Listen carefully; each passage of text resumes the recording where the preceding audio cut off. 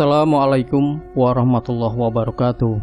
Sahabat Sejuta Kisah, mudah-mudahan Anda terus setia bersama kami, channel yang selalu menyuguhkan cerita-cerita misteri. Dan untuk kesempatan kali ini, kami sudah menyiapkan sebuah kisah misteri yang berjudul Sundari, Putri Bangsawan yang Terbuang. Sundari sebenarnya nama aslinya bukan Sundari, tapi Srindari. Warga setempat lebih sering menyebutnya Sundari, mungkin agar mudah diucapkan.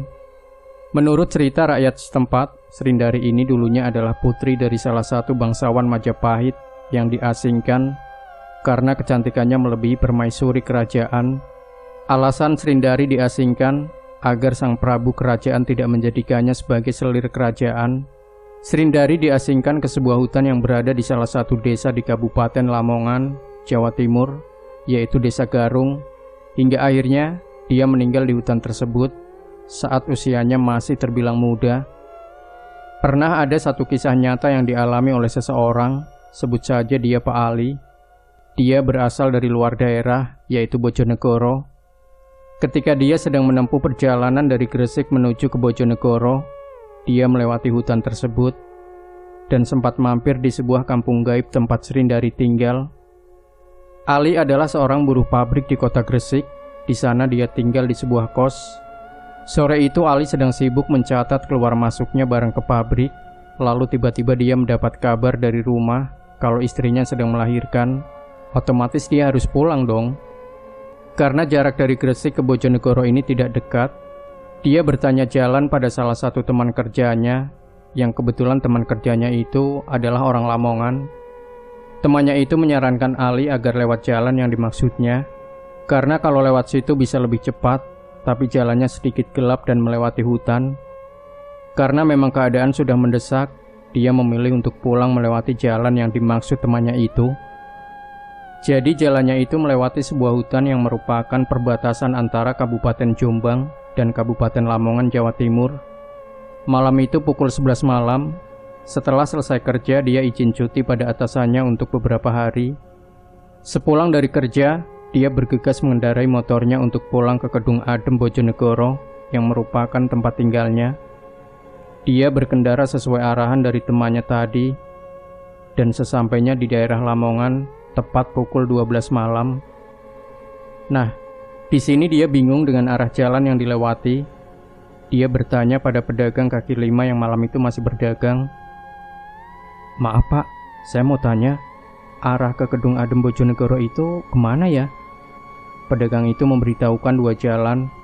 Kalau ke arah selatan itu lebih dekat, tapi jalannya gelap dan melewati hutan. Tapi kalau ke arah utara, jalannya bisa ramai, tapi jauh. Mengingat saran dari temannya tadi, jadi dia memilih arah selatan. Pedagang itu juga menyarankan untuk hati-hati, karena jalannya gelap dan melewati hutan. Ali berterima kasih pada pedagang kaki lima itu. Kemudian dia lanjut berkendara ke arah selatan. Setelah melewati dua jembatan kecil, dia sampai di sebuah kampung yang cukup ramai. Melihat kampung ini, Ali merasa sangat lega, karena mungkin jalannya tidak segelap yang dia bayangkan. Setelah berjalan melewati kampung tersebut, dia melewati satu jembatan lagi. Dan kali ini jembatannya cukup panjang dan bangunannya terlihat kuno, seperti peninggalan Belanda. Sekitar 1 kilometer melewati jembatan tersebut, dia menjumpai sebuah gapura yang menunjukkan kalau dia akan masuk ke Desa Garung. Ketika berkendara melewati desa tersebut, belum ada yang aneh. Desanya masih terlihat ramai, pemuda yang nongkrong di pertigaan desa, dan masih banyak lampu dari rumah warga, sama seperti desa sebelumnya. Setelah melewati desa tersebut, dia mulai masuk dalam hutan yang sangat gelap dan jalannya ini bergelombang alias sudah rusak. Dia terus berkendara menyusuri hutan tersebut. Tapi, sudah sangat lama berkendara, dia tidak juga keluar dari hutan yang gelap ini. Sampai di sini dia merasa ada yang janggal, karena menurut temannya tadi tidak jauh, tapi ini kok terasa lama banget. Dia mulai khawatir, dan muncul perasaan takut dibegal, takut kesasar dan segala macam. Di sisi lain, kondisi bensin motornya sudah mulai menipis. Setelah cukup jauh berkendara, di depan terlihat ada sebuah gapura dan beberapa bangunan rumah warga yang sepertinya itu adalah sebuah kampung. Dia menuju ke kampung tersebut. Sesampainya di situ, ternyata benar ini adalah sebuah kampung. Tapi, kampungnya ini terlihat cukup aneh, seperti kampung yang sangat tertinggal. Jadi kampungnya ini beda banget sama beberapa kampung yang sebelumnya dia lewati. Dia terus berkendara melewati kampung tersebut sambil mengamati keadaan sekitar. Terlihat bangunan rumah warga di sini masih terbuat dari bambu dan kayu. Penerangan pun masih memakai api obor. Di tengah-tengah kampung tersebut, dia menjumpai sebuah warung di pinggir jalan yang masih buka. Karena waktu itu Ali ini cukup lelah dan ngantuk, dia berinisiatif untuk mampir di warung tersebut, sekalian ngopi sambil tanya jalan. Motor diarahkan menuju ke sana dan berhenti di depan warung tersebut. Terlihat warungnya ini sangat sepi, tidak ada pembeli satupun. Ali memarkirkan motornya di depan warung dan masuk ke dalam. Suasana warungnya itu sangat kuno, penerangan juga masih menggunakan lentera api jadul, persis dengan keadaan di kampung ini. Sesampainya di dalam warung hanya terlihat penjualnya. Dia wanita, mengenakan kemben, berbaju kuning adat Jawa, dan sedang duduk di kursi kayu kecil. "Permisi mbak, ada kopi," ucap Ali kepada penjualnya. "Ada pak, silakan duduk dulu," jawab penjualnya. Penjual kopi itu lekas berdiri dari kursi kayu kecilnya dan masuk ke dapur. Kemudian Ali meletakkan tas kecilnya di atas meja dan duduk di kursi dalam warung. Sambil duduk dia berpikir, kok berani wanita ini berjualan sampai larut malam, sendiri pula. Tidak lama kemudian, wanita itu datang dengan membawa segelas kopi yang dipesan. Kemudian dia kembali ke tempat tadi dia duduk. Sambil menikmati hangatnya kopi, dia memperhatikan keadaan sekitar warung yang tampak sangat sepi, seperti tak berpenghuni. Sebungkus rokok dia keluarkan dari saku sambil bertanya pada si penjual, "Mbak, ini desa apa ya namanya?" "Desa Janggan pak," jawabnya. "Kok sepi banget ya mbak? Dari tadi saya nggak lihat ada motor yang lewat," tanya Ali sambil menyalakan sebatang rokok. "Iya pak, kalau jam segini udah pada tidur," jawabnya.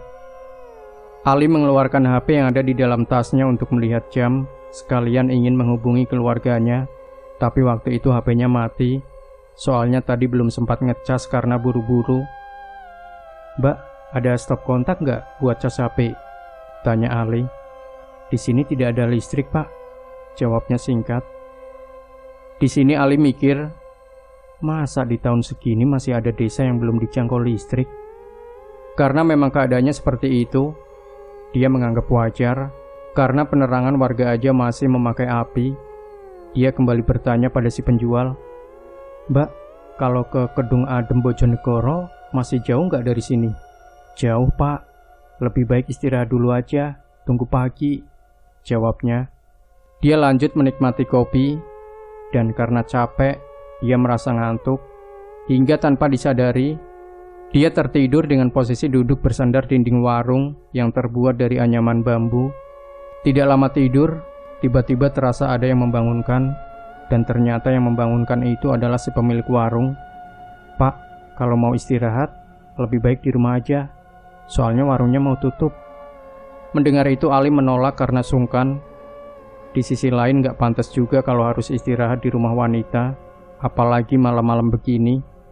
Dia bilang pada wanita itu kalau dia mau melanjutkan perjalanan, tapi wanita itu memaksa Ali untuk ikut istirahat di rumahnya. Karena menurutnya, kalau lanjut jalan sekarang bahaya. Selain sudah larut malam, hutannya juga gelap. Karena merasa capek dan ngantuk, Ali mempertimbangkan tawaran wanita itu. Di sisi lain, kondisi bensin motornya juga sudah menipis, takutnya kehabisan di tengah hutan. Ali pun bertanya pada wanita itu, apa boleh kalau istirahat di rumahnya, dan apa keluarganya tidak melarangnya. Wanita itu bilang tidak apa-apa, lebih baik menginap daripada terjadi apa-apa di jalan. Karena sebenarnya Ali juga merasa ragu kalau harus lanjut jalan sekarang. Akhirnya dia mau menerima tawaran dari wanita itu. dan berniat lanjut jalan nanti menjelang pagi. Berhubung wanita itu tidak membawa kendaraan, Ali memboncengnya menuju ke rumah wanita itu. Di perjalanan Ali bertanya nama wanita itu. Dia bilang namanya adalah Srindari. Tidak lama berkendara, sampailah mereka di rumah Srindari. Rumahnya terlihat sama seperti rumah warga lainnya.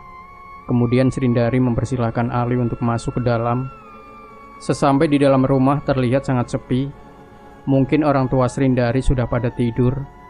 Srindari mempersilahkan Ali untuk duduk di ruang tamu, dan dia masuk ke dalam untuk menaruh barang-barangnya yang dia bawa dari warung tadi.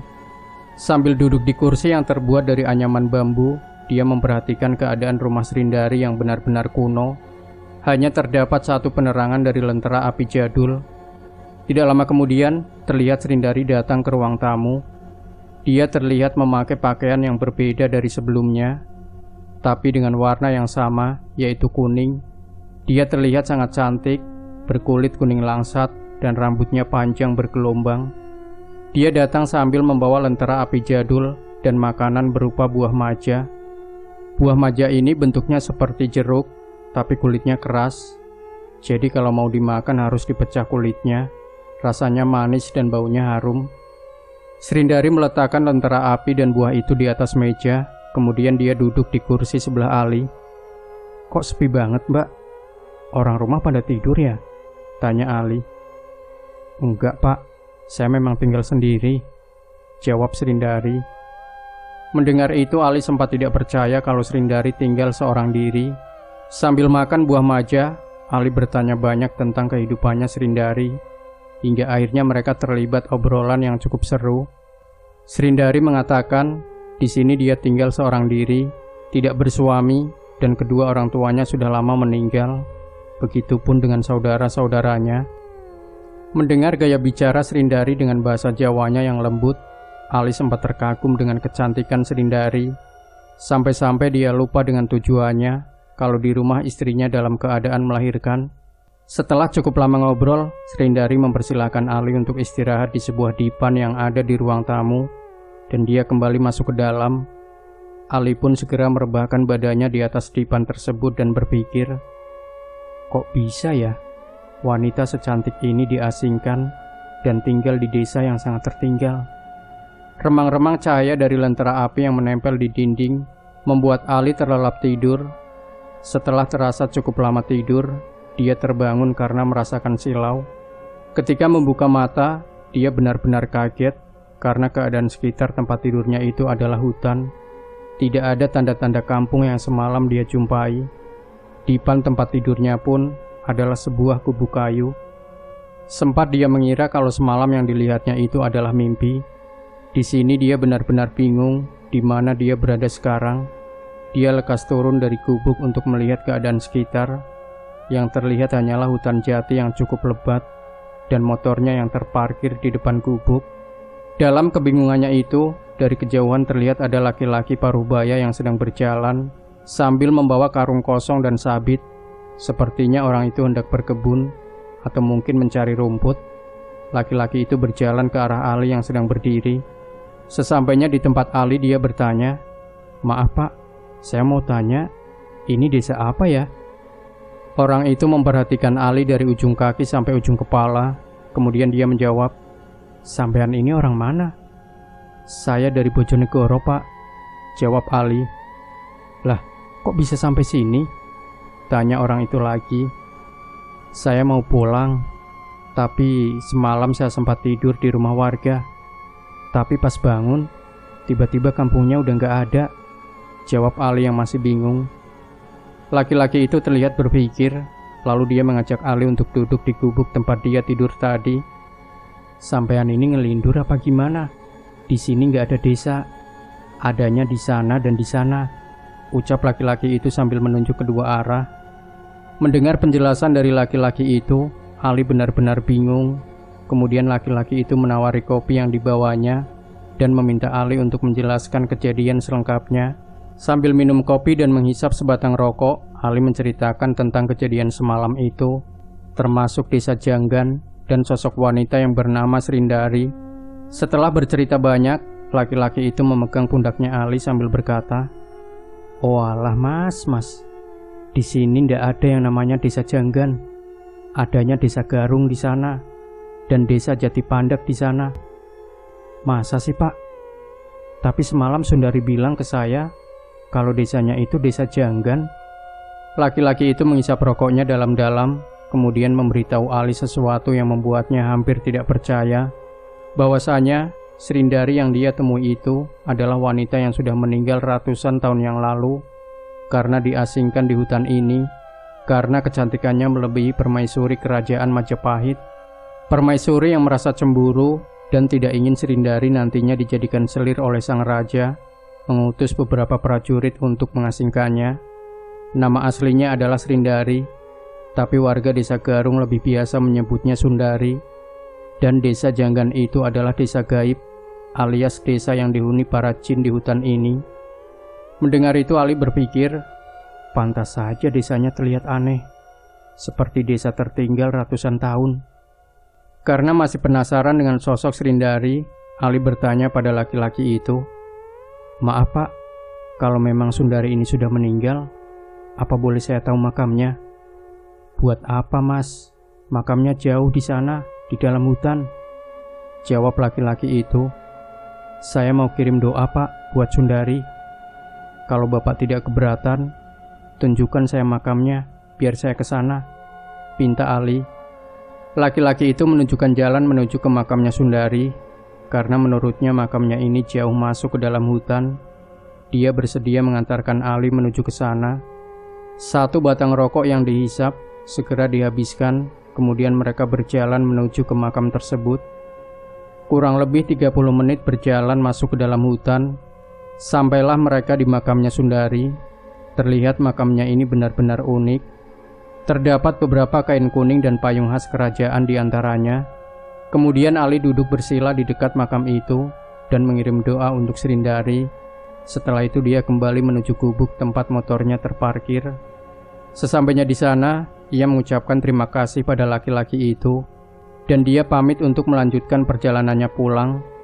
Setelah melewati hutan jati yang cukup panjang, dia menjumpai beberapa kampung hingga akhirnya dia sampai di rumah dengan selamat. Sesampainya di rumah, terlihat anaknya Ali ini ternyata cewek dalam keadaan sehat walafiat. Mengingat kejadian yang dialaminya di hutan itu, Ali berinisiatif untuk memberi nama anak pertamanya itu Sundari, dengan harapan kalau besar nanti dia bisa cantik dan mandiri seperti Sundari yang ditemuinya di desa Janggan tersebut.